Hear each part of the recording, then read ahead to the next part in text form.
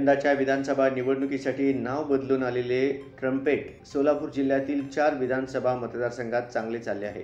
ट्रम्पेटने 4 मतदारसंघात 3 ते 5 हजाराच्या दरम्यान मते घेतली. राष्ट्रवादी काँग्रेस शरदचंद्र पवार पक्षाच्या उमेदवारांना घसघशीत मताधिक्य मिळाल्याने ट्रम्पेट फारसे कोणाच्या नजरेत भरले नाही. तुतारी वाजवणारा माणूस या चिन्हाच्या मोठ्या मताधिक्यापुढे ट्रम्पेटची कामगिरी दाखवल्याचे दिसते. लोकसभा निवडणुकीमध्ये तुतारी आणि तुतारी वाजवणारा माणूस या चिन्हाच्या भाषांतरामुळे मतदारांमध्ये मोठा संभ्रम निर्माण झाला होता. हा संभ्रम दूर करण्यासाठी तुतारी हे चिन्ह घोटवावे याकरिता राष्ट्रवादी काँग्रेस शरदचंद्र पवार पक्षाने न्यायालय व भारत निवडणूक आयोगाकडे पाठपुरावा केला होता. आयोगाने चिन्ह घोटवणार नसल्याचे सांगितले, परंतु या चिन्हाचे भाषांतर तुतारी ऐवजी ट्रम्पेट करण्याचा निर्णय घेतला. विधानसभा निवडणुकीसाठी चिन्ह बदलून आलेले ट्रम्पेट किती चालेल याबद्दल सर्वांना उत्सुकता होती. सोलापूर जिल्ह्यातील 11 विधानसभा मतदारसंघापैकी बार्शी वगळता सर्वच विधानसभा मतदारसंघात अपक्ष उमेदवारांनी ट्रम्पेट चिन्हाला प्राधान्य दिले होते. करमाळा, माढा, माळशिरस व मोहोळ या 4 विधानसभा मतदारसंघात ट्रम्पेटला 3 ते 5 हजारांच्या दरम्यान मते मिळाली आहेत.